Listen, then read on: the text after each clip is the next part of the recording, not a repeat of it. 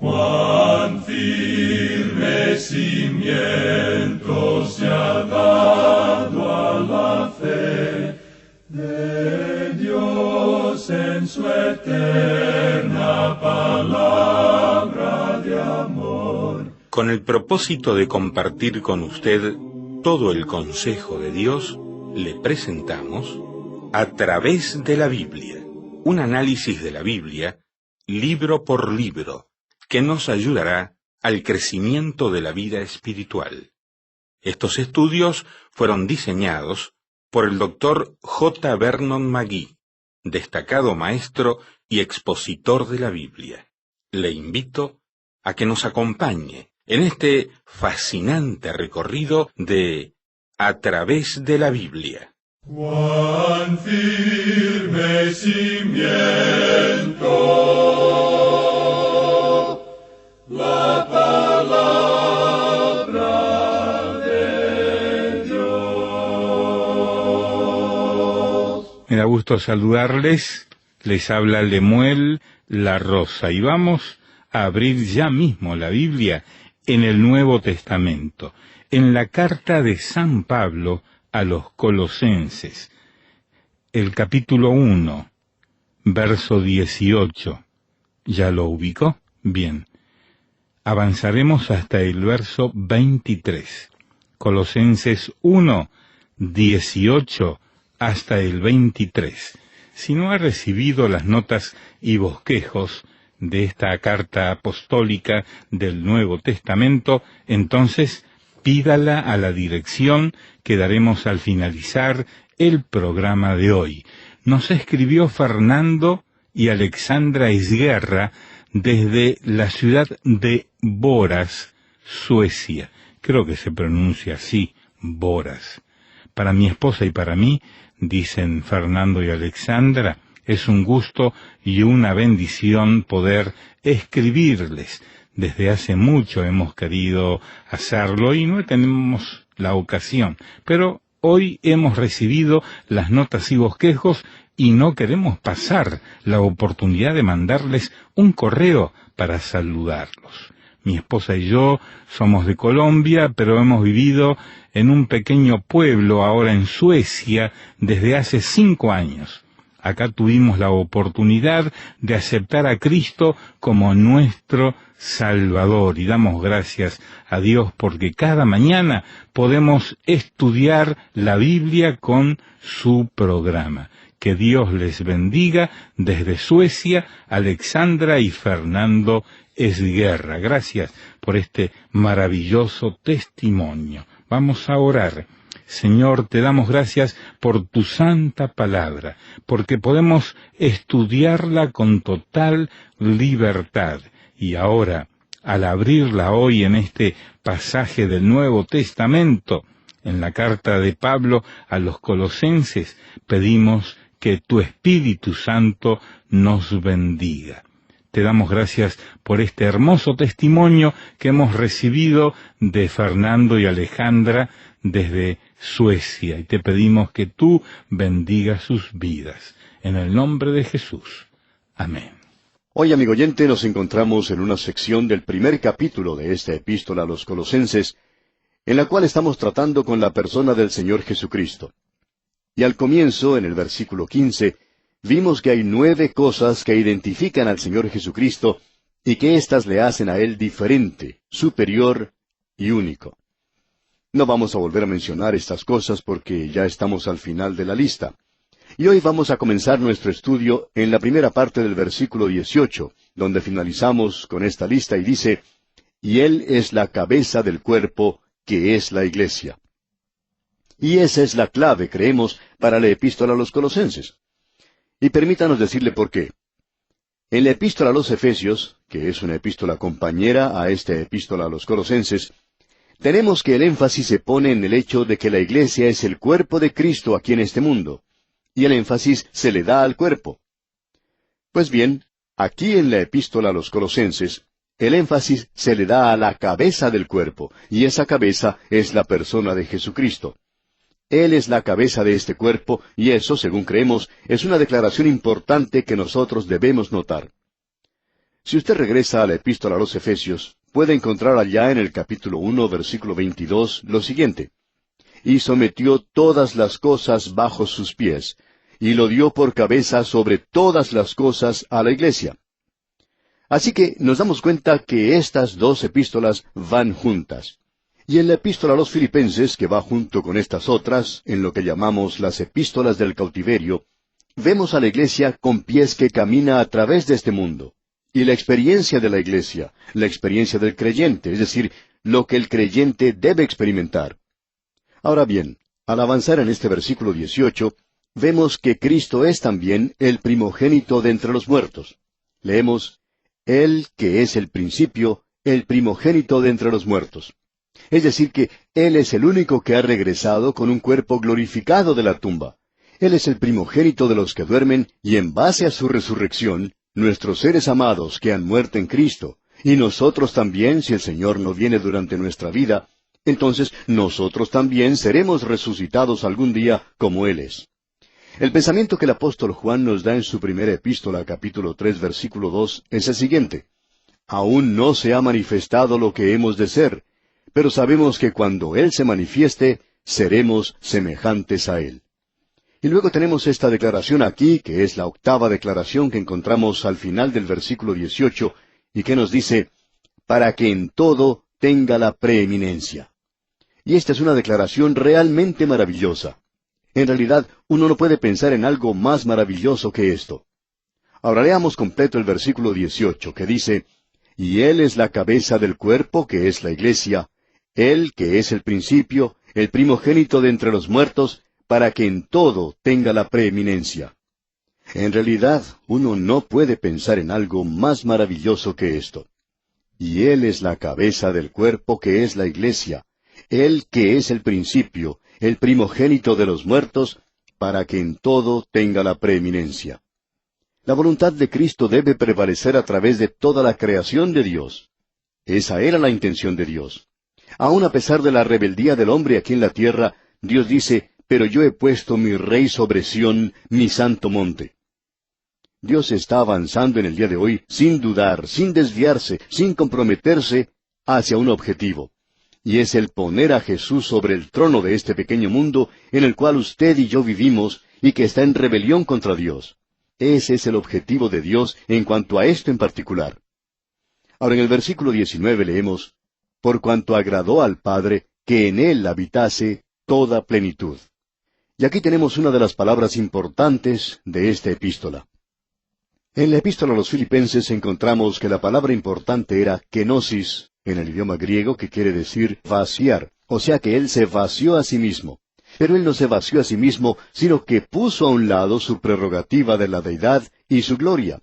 Pero Él era Dios cuando vino a este mundo, y en Él habita toda plenitud. La palabra en griego es pleroma, que significa plenitud, totalidad, lo que quiere decir que en Él habita toda la plenitud de Dios. Así es que, cuando Él estuvo en esta tierra, lo que uno tiene es que el pleroma, o sea, la plenitud, se sentía como en casa en Jesucristo. Cuando Él estaba aquí, Él era Dios 100%. No es que Él era 99,5% Dios. Él era 100% Dios, amigo oyente. Y esa pequeña criatura que estaba descansando hace más de 2000 años en el seno de la Virgen María, y que parecía tan desamparado, Él podía haber dicho una sola palabra que destruiría completamente este universo. Él es tan hombre como el mismo hombre, y Él es tan Dios como el mismo Dios. Eso es lo que Él es. Y de eso es que nosotros estamos hablando. Él es diferente aquí. Vimos en el versículo 15 su relación con el Padre. Luego vimos su relación con la creación. Y luego su relación con la iglesia en los versículos 18 y 19. Y comenzando con el versículo 20 al 23, vemos su relación con la cruz. Y aquí tenemos el propósito de la obra de Cristo por los pecadores. Observemos esto porque aquí tenemos las cosas que Él ha hecho con nosotros. Leamos el versículo 20. Y por medio de Él, reconciliar consigo todas las cosas, así las que están en la tierra como las que están en los cielos, haciendo la paz mediante la sangre de su cruz. Este versículo, amigo oyente, es muy importante. Y quisiéramos que usted note esto porque aquí tenemos ciertas cosas, las cuales queremos estudiar. Haciendo la paz mediante la sangre de su cruz, dice aquí. Eso quiere decir que Él está pagando la culpa de su pecado y el mío sobre la cruz, y que Él ha hecho la paz entre Dios y el pecador. Así es que Dios no se acerca al hombre acusándolo y diciéndole, mira amigo, yo estoy contra ti. Tú te has estado rebelando contra mí. Tú eres un pecador y voy a tener que castigarte. No, amigo oyente, Dios le está diciendo al pecador perdido en el día de hoy, a usted y a mí, nos dice, yo he cumplido con el castigo, ya he pagado ese castigo y te estoy diciendo que hoy tú puedes venir a mí y que cuando tú vienes a mí encontrarás paz. Ya se ha hecho la paz. Eso es lo que el apóstol Pablo quería decir allá en el capítulo 5, versículo 1 de su epístola a los Romanos, cuando dice, justificados pues por la fe, tenemos paz para con Dios por medio de nuestro Señor Jesucristo. Y usted tiene que haber notado que la paz que aquí se ha logrado fue a través de la sangre de su cruz. Esta es una declaración muy interesante. Y usted puede notar que el apóstol Pablo pone juntos el perdón de los pecados con la sangre de la cruz.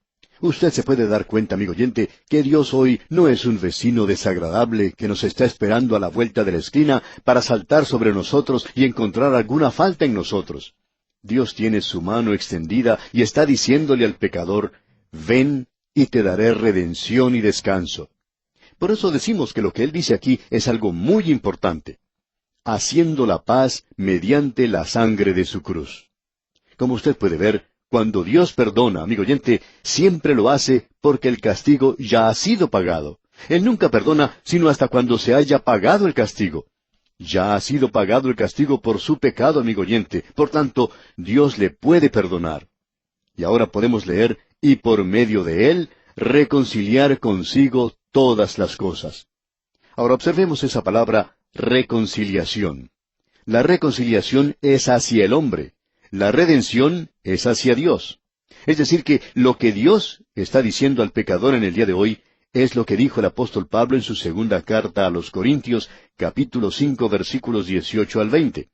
Y todo esto proviene de Dios, quien nos reconcilió consigo mismo por Cristo y nos dio el ministerio de la reconciliación, que Dios estaba en Cristo reconciliando consigo al mundo, no tomándoles en cuenta a los hombres sus pecados, y nos encargó a nosotros la palabra de la reconciliación.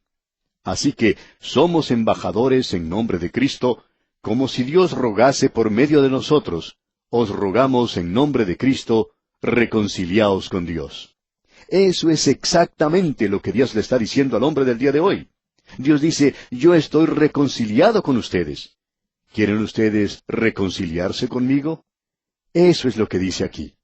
Hay muchas personas que dicen que uno tiene que hacer algo para ganarse a Dios.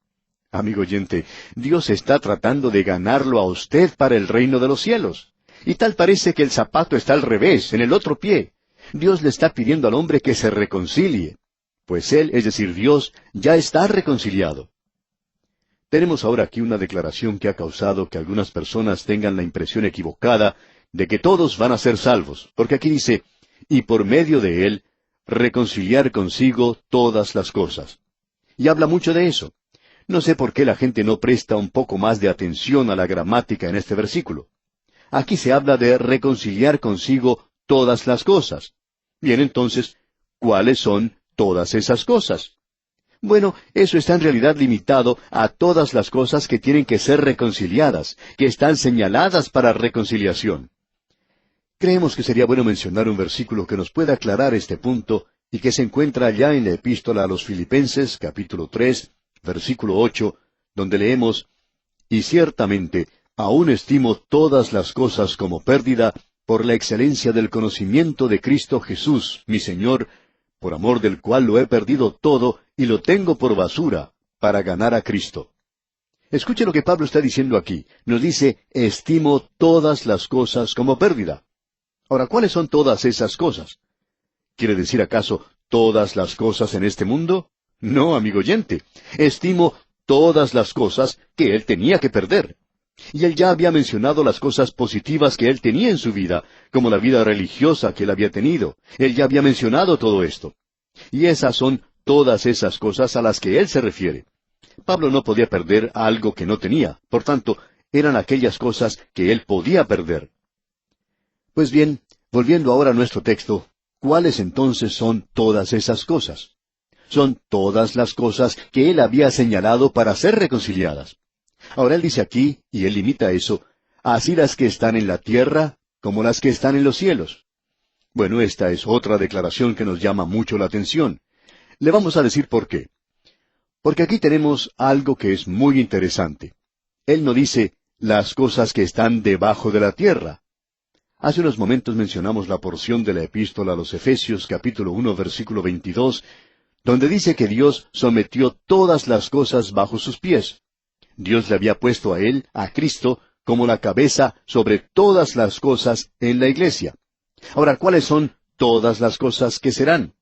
Bueno, allá en la epístola a los Filipenses, capítulo 2, versículo 10, dice que en el nombre de Jesús se doble toda rodilla de los que están en los cielos y en la tierra y debajo de la tierra. Bien, todo reconocerá el señorío de Jesucristo, pero eso no quiere decir que ellas van a ser reconciliadas, porque él aquí en Colosenses capítulo 1 versículo 20 menciona simplemente las cosas que están en la tierra como las que están en los cielos. No se menciona aquí las cosas debajo de la tierra.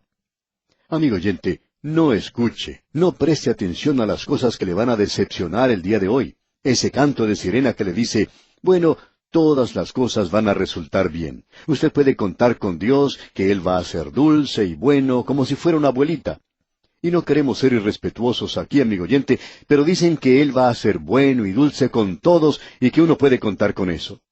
Amigo oyente, no ponga su confianza en eso, porque las cosas que van a ser reconciliadas son las cosas que están en el cielo y en la tierra, no debajo de la tierra. Las cosas debajo de la tierra van a tener que inclinarse ante Él, no van a ser reconciliadas con Él.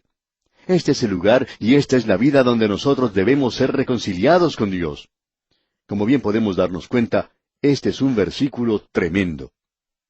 Ahora en el versículo 21, en este capítulo 1 de la epístola a los Colosenses, leemos, «Y a vosotros también, que erais en otro tiempo extraños y enemigos en vuestra mente, haciendo malas obras, ahora os ha reconciliado».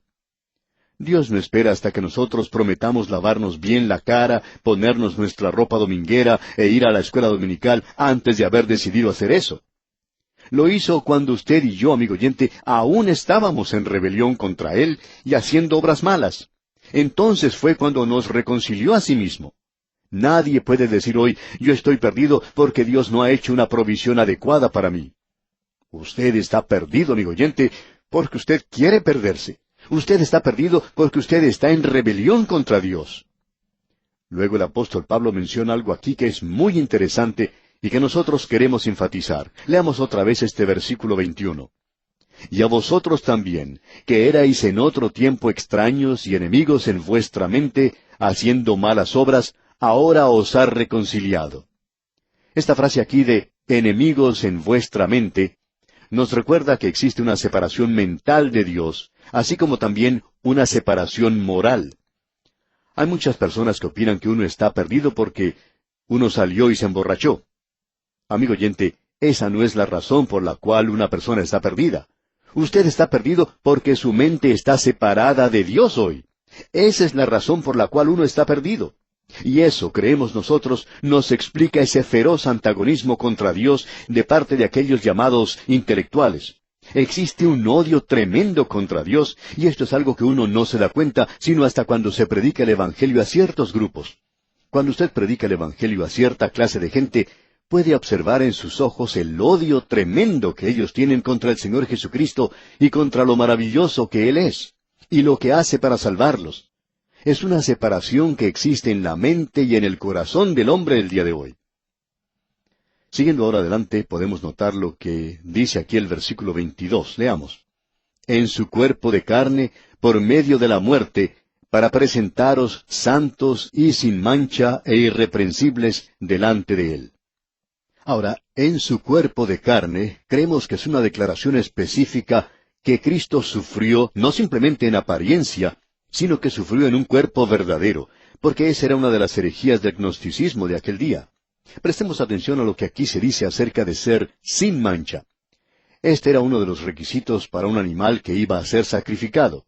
Y Él es capaz de presentarnos sin mancha. ¿Por qué? ¿Porque lo somos? No, amigo oyente, sino porque Él ocupó nuestro lugar. Usted y yo no podemos presentar perfección ante Dios, y Dios no puede aceptar nada que no sea perfecto. Por tanto, Él no puede salvarnos por nuestras obras o por nuestro carácter. Simplemente no podemos alcanzar esa perfección. Luego tenemos esa palabra irreprensibles. Y eso significa que no se nos puede acusar, no se nos puede culpar de nada. Es decir, que Dios es quien justifica. Y si Dios es quien justifica, entonces, ¿quién nos va a acusar? Él es el que nos ha limpiado. Y cuán maravilloso es esto, amigo oyente. Luego en la primera parte del versículo 23 se nos dice, si en verdad permanecéis fundados y firmes en la fe. Este no es una cláusula condicional que se encuentra aquí y que se basa en el futuro. Él no está hablando de eso. Ese es el sí que hemos visto antes y que el apóstol Pablo acostumbra usar. Este es el sí de un argumento. Esto no es algo que será si alguna otra cosa es, sino que es el sí de un argumento, y este sí del argumento, creemos, debe ser mirado de la siguiente manera, que no tiene referencia al futuro. No es algo que será si alguna otra cosa es, sino que es algo que fue si alguna otra cosa es. Es decir, si usted hoy es un hijo de Dios, y eso es lo que Él quiere señalar aquí.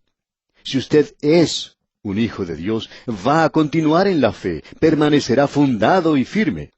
Y como dice el versículo 23 a continuación, y sin moveros de la esperanza del Evangelio que habéis oído. Usted no será movido si usted es un hijo de Dios en este instante. Y Pablo continúa en la parte final de este mismo versículo 23, que habéis oído, el cual se predica en toda la creación que está debajo del cielo, del cual yo, Pablo, fui hecho ministro. A Pablo siempre le gusta mirar hacia el pasado y destacar este glorioso privilegio que él tenía de ser un ministro de Jesucristo. Y amigo oyente, consideramos eso como el honor más grande que se le pueda dar a una persona. Y cada día le damos gracias a Dios por el privilegio que nos ha dado de presentar su palabra. No creemos que exista algo igual o superior a esto. Llegamos ahora al versículo 24, donde se trata la obra subjetiva de Cristo por los santos. Y esta es otra división que comprende los versículos 24 al 29. Con estos versículos se finaliza este primer capítulo. Por supuesto, vamos a tener que esperar hasta nuestro próximo programa para entrar en detalle aquí, pero permítanos mencionar solamente algo para que pueda pensar desde ahora hasta el momento en que nos reunamos otra vez más. Pablo dice aquí en el versículo 24 de este capítulo 1 de su epístola a los Colosenses, «Ahora me gozo en lo que padezco por vosotros, y cumplo en mi carne lo que falta de las aflicciones de Cristo por su cuerpo, que es la Iglesia». Pablo está diciendo aquí que era necesario para él llenar lo que faltaba del sufrimiento de Cristo. Ahora, ¿no es esa una declaración sorprendente? Alguien quizá nos puede decir, bueno, eso contradice lo que usted estaba predicando, que Él sufrió por nosotros y pagó la culpa del pecado y que no hay nada que debamos hacer para la salvación. Y amigo oyente, aún opino que eso es verdad. En efecto, yo sé que eso es verdad, pero ¿contradice eso este versículo? No, amigo oyente, ese versículo no lo contradice para nada. Y vamos a hablar de eso, Dios mediante, en nuestro próximo programa. Será pues, hasta entonces, es nuestra oración que la seguridad de participar de la herencia de los santos en luz sea su mayor tesoro. Lamentablemente el tiempo se nos ha terminado. ¿Qué le ha parecido el programa? Nos gustaría saber cómo le ayudó. En pocos segundos más le daré la dirección para que nos escriba. Usted puede escuchar, a través de la Biblia, de lunes a viernes, en esta emisora y en este mismo horario. Será un grato placer poder enviarle las notas y bosquejos de este programa. Estos libritos, sin costo para usted, le ayudarán a seguir paso por paso los estudios en cada libro de la Biblia. Su apoyo a este programa es muy importante para que podamos continuar día tras día con estos estudios bíblicos por radio. pedimos su apoyo en oración y con sus ofrendas y donaciones para que podamos continuar en esta emisora.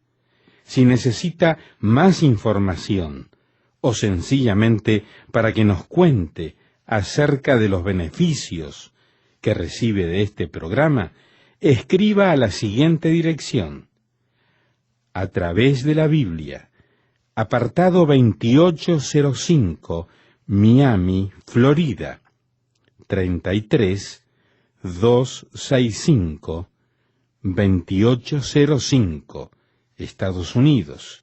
Repito, programa A través de la Biblia, apartado 2805, Miami, Florida, 33265, 2805, Estados Unidos. Por correo electrónico, escriba a atv@transmundial.org.